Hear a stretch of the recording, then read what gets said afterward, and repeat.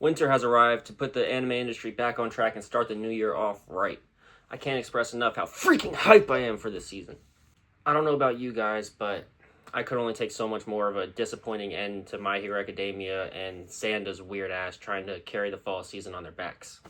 Shout out to Fujimoto, 17 through 26, Spy Family, and Gachi Kuta for keeping it bearable, but one of them released all at once. One of them was more of a comfort show, and the last one was technically just a summer show, airing for its second core. Considering there are 5 returning shows that are already inside of my top 40 favorite anime of all time, and plenty of promising new titles, I haven't been this excited for a new season to start in years. Before anything even started, this was my hype list of everything I either planned to watch or even just had a remote interest to give it a try. But expectations are the thief of joy, so let's get straight to the winter hype after trying every single one of these shows. And as usual on Del Piccolo's notes, every entry will be ranked from least to most hype and given a final hype rating. And yes, there is plenty of promising new titles to go along with the banger sequels this season. Number 21, Scum of the Brave. Criminals turn into demon kings through ether enhancement, and bounty hunters called Braves hunt them down. An experienced and pessimistic Brave gets pulled into mentoring younger girl Braves to pay his debt. Now, out of all the new low-budget anime, this one stood out enough to earn commitment from me. Between the unique premise, a jackass of an MC, and a dog-eats-dog kind of world, this could quietly overperform its expectations if it keeps that edge. Her perseverance to recruiting him gave her an identity, and it'll be satisfying to see him start to actually care about her for more than just repaying his debt. I'm cautiously optimistic about this one. My hype rating is a 6 out of 10. Number 20, Chain Soldier. With a goal to find his sister, Shiki serves as a caretaker slave and transforms into a personal vehicle for the leader and gets rewarded by whatever he secretly desires to a squadron full of hot girls who fight back against those monsters. So this show has my respect for embracing culture and all of us anime fans' hidden desire to be stomped on and bullied by dominant waifus. Surprisingly, the action and power system create interesting battles, so let's just hope the plot doesn't focus on the action so much that it takes away from what we really are here for, the fan service. This is the rare spin on ecchi that reinvents the wheel. And also, Tenka is best girl. We can argue about that in the comments. Anyways, because of the culture, my hype for this is a strong 8 out of 10. Number 19, Tamon's B-side. A girl who's more obsessed with her favorite male idol than she is with literally breathing air becomes his personal caretaker and gets to know his true hidden persona. So, this series has an opportunity to balance funny shenanigans with real, serious romantic development that hits. And if it leans onto that instead of just its gimmicks, it will definitely keep me around. It's great that Ugate doesn't change how she feels when she discovers his true persona, which gives her admiration for him deeper meaning. And Tamon has a great design when he's not his gloomy horror self. My hype rating for this is a 7 out of 10. Number 18, Mayanaka Heart Punch, or Tune Into the Midnight Heart. A self-proclaimed perfect human being searches for the anonymous girls whose voice he made a promise to. Which of the 4 girls from the broadcast club could it be? So this guy is so full of himself that he literally exudes arrogance, and somehow that makes him entertaining. The girls seem like a lot of personality, and if they let the characters clash with each other instead of playing it safe, I think this will be the harem of the season to follow. So my hype rating for this is an 8 out of 10. Number 17, Hana-kimi.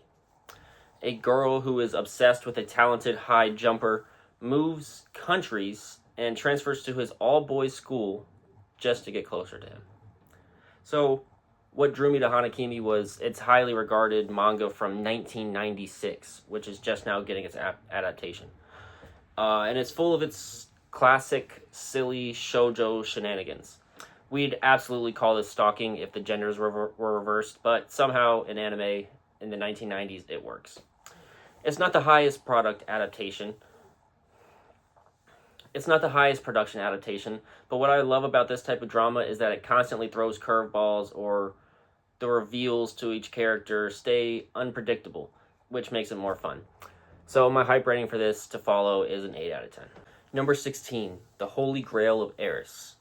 A princess in a broke family gets cheated on by her arranged marriage and framed by her rival until the big titty witch takes over her body and saves the situation, which gets her entangled in the witch's revenge journey. So, villainess drama usually feels stale to me, but this one surprised me with the genuine emotional weight, and then the witch's design fully won me over. Whether I finish or drop this show will depend on what her revenge story looks like and where it leads us, but after the first episode, I'm definitely intrigued. So my hype for this is a 7 out of 10. Number 15, In the Clear Moonlit Dusk. The token prince of the school catches interest in the female prince, who's not used to be treated as a lady with her boyish features. So both characters in this romance are beautiful designs with pretty eyes, and the flirting definitely hit that lovey-dovey vibe that it was going for. So I know where it's going, but that's actually a part of why I'm excited to experience it. So my hype for this is a 7 out of 10. Number 14, You and I Are Polar Opposites. Your cute, stylish schoolgirl sees the deeper side of a quiet boy with glasses and loves him so much that she literally can't hide it. So I love a catchy school rom-com whose entire world revolves around our main couple, such as shows like Nagatoro, Aharon-san, Shikimori, Kubo, Uzaki-chan, and it took me like literally 3 minutes to fall in love with the art style and energy of this one too. From her pink hair to her matching pink shoes, this series fills an important role for this season, so I can only hope it fulfills it all the way through. My hype for this is an 8 out of 10. Number 13, Medalist, Season 2. Tsukasa and Inori continue to pursue her dream of becoming a professional figure skater. Since this series doesn't start until weeks later, I haven't had the pleasure of starting Season 2 yet, but it gets its placement on this list just from the standard that Season 1 set for me. My thoughts on the series could be found in the top 20 of my favorite anime of 2025 video, which I hope you consider checking out. But in short, I love this realistic approach to kids chasing their dream and chasing improvement, and how honest it is about how difficult it is in reality to do that. So my hype for this is an 8 out of 10. Number 12, The Darwin Incident. A group experiments on animals and produces a half-human, half-chimpanzee named Charlie, while the animal rights group plots to create revenge. So this show brings up some interesting psychology to think about, and Charlie himself just entertains me so much to watch. Hopefully it doesn't try too hard to sound smart, that it feels unnatural, and I already hate most of the humans involved in the show, but I plan to stick with Charlie through thick and thin, because bro is cool. My hype for this is an 8 out of 10. Number 11, My Hero Academia Vigilantes Season 2. Koichi, Pop, and others get involved in taking down the underground drug ring. So this placement had the benefit of seeing a second episode already, which totally flipped my hype for it around. I love the new villain that was introduced, Fat Gum and Eraserhead's inclusion, and the main cast. The series nails the superhero comic style and is starting to feel like the spinoff that the recently concluded My Hero Academia deserves. So my hype for this is also an 8 out of 10. Number 10, Playing death games to put food on the table. A girl partakes in death games that seem to be set up for entertainment as her day job, and strives to complete 99 games while enabling as many survivors as possible. The artistry in this adaptation, from its movement, designs, and color palette, is literally gorgeous. Just from one episode, we know that it's not one for happy endings, and it doesn't pull punches. It's intense and riveting. While they usually don't land, I love strategy game, death game premises, and I believe this can be an exception to the norm. My hype for this is a 10 out of 10. Number 9, Journal with Witch. Asa suffers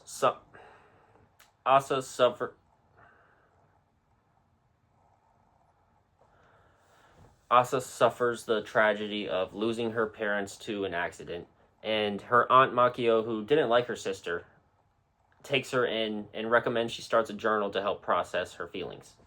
So this one cut deep and fully engrossed me into both of the lead characters. It's rare that a premiere episode lands so well emotionally and leaves such an impact, so we just have to see if it can sustain that from here. But even if this ends up being its emotional peak, what it already accomplished is impressive in itself. This feels like it can actually be something special, so my hype is a 9 out of 10. Number 8, Love Through a Prism. A girl from Japan with a passion for art gets an opportunity to study in London and aims to become the number one at her school. All 20 episodes of this show dropped on Netflix, and its ranking is a result of only the first episode that I saw.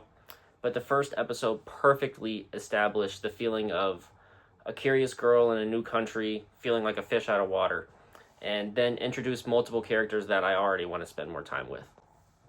This series could be a reminder why art matters to all of us, including anime. I believe that art is everywhere you look, whether it be building or car designs, monuments, instruments, nature, or direct paintings. Art is the only language in the world that everyone can understand, is a quote from episode 1 that stuck with me already, and I can't wait to see how the series embodies that quote. My hype for this is a 9.8 out of 10. Number 7, Sentenced to be a Hero. Criminals get turned into heroes to fight demon lords instead of getting executed, and constantly get resurrected even if they die, losing a small part of themselves each time. The animation from this premiere episode was unlike any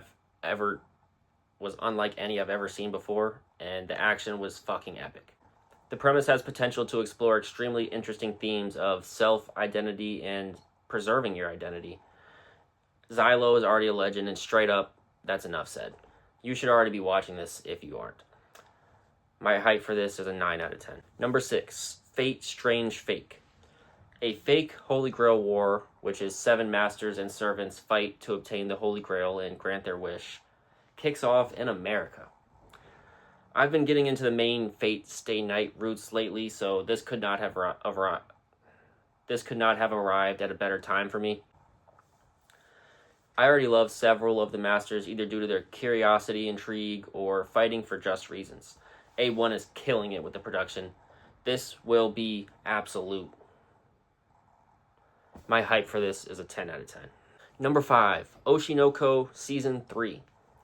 Aqua, Ruby, Memcho, Akane, and Kana continue to grow in the entertainment industry as Aqua continues to unravel the mystery in his intense plot for revenge. I'm literally ecstatic that Oshinoko is back.